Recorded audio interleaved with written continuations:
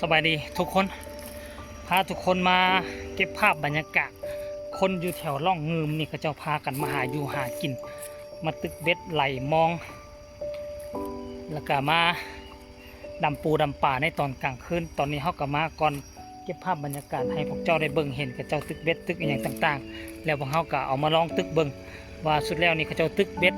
เอาเมานี่นะมาปักมาเสียบมันกินดีกาส่งเฮามานี่กะถือว่ามาซ่าเกินไปปกติเขาเจ้ามาต้อง4 โมง 5 โมงป่าจะกินดีแต่ว่ามื้อนี้คนหลายโพดบางคนก็ได้บางคนก็บ่ได้เดี๋ยวจะพาทุกคนไปติดตามมึงเด้อตัวนี้เป็นท่าบักข้ามไปฝั่งนั้นบ้านมันอย่างอยู่หั่นบ้านบ่ดีบ้านอย่างจังอย่างแหละนี่อันนี้ท่าลงมาก็กระปูคอนกรีตให้อย่างดีปูคอนกรีตลงมาอันนี้ลองน้ำเงิมนี่ขอนย้ำน้ำขึ้นมากกับน้ำท่วมเต็มหอดนี้ท่านผู้ชมเต็มหมดเลยผู้มากับมาผู้กำลังเมื่อกับมี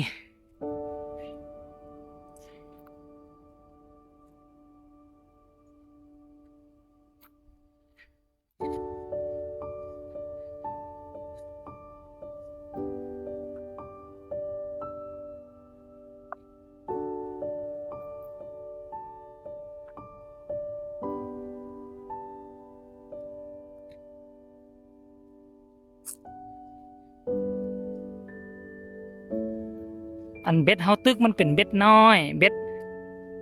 ดไซอะนะอย่างเกาะเบ็ดไซฟองธโนเวลามันตอดแล้วมันดึงยึบอันเบ็ดของเขานี่ใส่น้ำหนักลูกตุ้มน้ำหนักทวงให้มันจมลงพื้นป่าใหญ่ระดับซ้ำฝ่ามือนี่อยู่พื้นนะท่านผู้ชมเนาะนี่อันนี้คือจักดูดน้ำป่าเขาน้ำป่าน่าจะเป็นของเมืองไซธานีนี่แหละอยู่นี่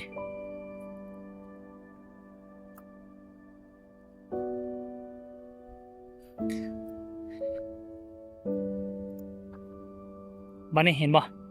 จะเห็นคนยังใหญ่กันอยู่แถวนั้นพุ่นเต็มเลยคนยังใหญ่กันอยู่นั่นเห็นบ่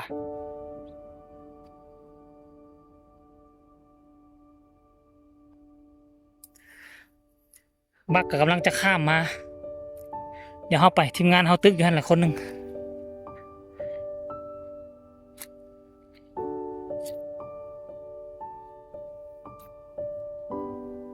อยู่นี่เขาเจ้าก่อต้านเจือนคักอยู่เด้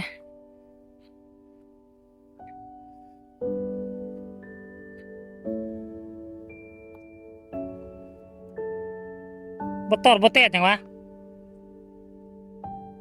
ต่อจากตู่ละโอ้เบิ่งนี่ท่านผู้ชมเบิ่งอยู่พุ่นเต็มอยู่เห็นบ่เนี่ยพุ่นท่านผู้ชมแล้วดูการหาปูหาปลาพุ่นโอ้เอาอึกกระทึกคึกโคมแข่งขันกันบ่เนี่ยพุ่นน่ะ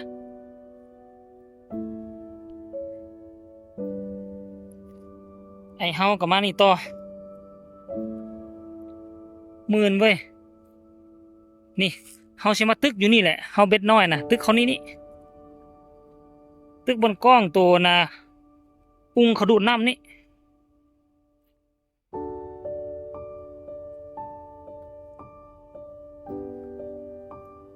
เขาเจ้าเฮ็ดตะนางเฮ็ดอันนี้ก็ดีคือการกันเจือนเฮาย่างไปย่างมามันได้สะดวกสบาย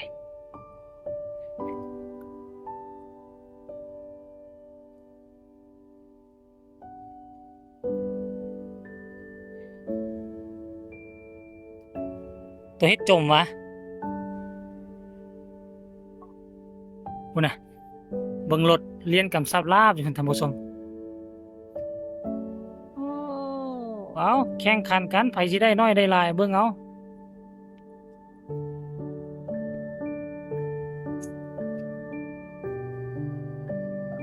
พุ่นรถเฮาจอดอยู่ตุกนี่พี่อยู่ตู้พี่มานี่บ่เนี่ยพี่พุ่นน่ะคนน่ะโอ้ อ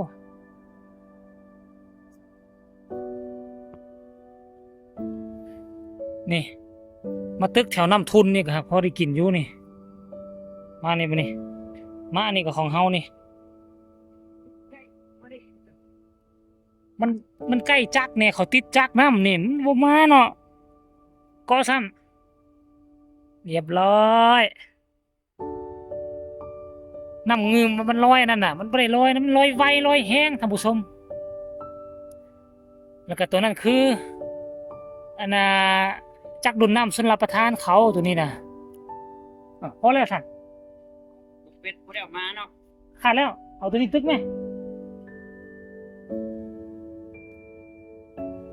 ชลประทานมาเบิ่งเรือบักเขาวันนี้มาแล้วเรือบัก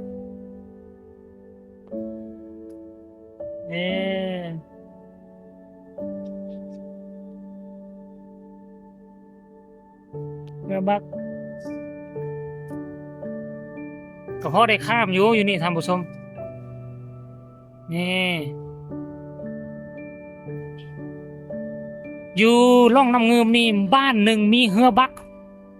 2 บอน 3 บอนเอาผู้ใดได้นะบางเนตได้อ่ะบ่ตีบ่แม่นได้เนาะป้าได้ตัวใหญ่แท้ว่ะเขาตึกอยู่เทิงกันได้เอาตัวซ้ำ3-4 นิ้ว3-4 นิ้วท่านผู้ชมเอ้ยบ่น่ะมาเบิ่งมาจอดปึ๊บกับรถก็เข้ามาจอดเลยรถทั้งนั้นก็ขึ้นรถทั้งนี้ก็ลงมาท่านผู้ชมคักบรรยากาศดีอยู่แถวนี้เศรษฐกิจดีแม่แล้วก็มาท่าจะข้าวหนึ่งอยู่นี่คือบักขนาดน้อยใส่จักของเรือหางยาวนะเรือจักหางยาวหันซื่อๆใส่เขาเจ้าจะใส่2 อันติดอยู่ฝั่งนี้แล้วก็ฝั่งนั้นแล้วก็สามารถเอารถใหญ่เข้า2-3 คันเท่านั้นท่านผู้ชมเนาะ2-3 คันเห็นไหมรถใหญ่ใส่2-3 คันและอยู่นี่มันก็บ่แพงรถใหญ่ก็คือว่าเท่าไหร่20,000รถจักรก็5,000เท่านั้นนะท่านผู้ชมมันเท่านั้นซื่อๆนะ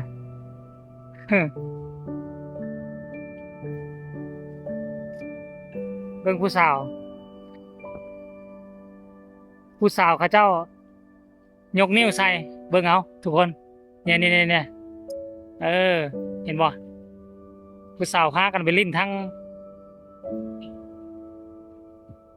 เห็นบ่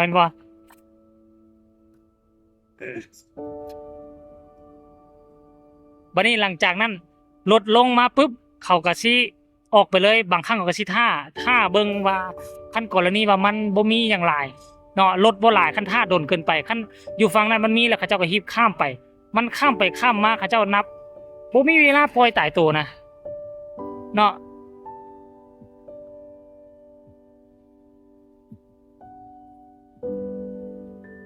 โอเคเนาะคลิปนี้ก็น่าจะฝากฝังไว้สำนี้ทุกคนฝากทุกคนกดไลค์กดแชร์กดติดตามเพื่อจะบ่พลาดในคลิปต่อไปที่สำคัญก็อย่าลืมอย่าสะกดข้ามโฆษณาเนาะอันนี้คือวิถีชีวิตของคนที่อยู่ล่องเงืมอยู่เขตเมืองไซธานีเขตบ้านนาสาราซึ่งเป็นบ้านโด่งบ้านดังของบ้านไอ้น้องเผ่ามงของพวกเราเนาะอันนี้ตอนนี้เขาก็ไปแล้วเบิ่งเขาก็สิไปฮับเอาอยู่ฝั่งนั้นกลับขึ้นไปกลับขึ้นมาไปนี่แหละเนาะนี่เฮาก็อยู่นี่อยู่ใกล้ตัวนี้นี่เห็นบ่เนี่ยปุ่งดูดน้ำเขานี่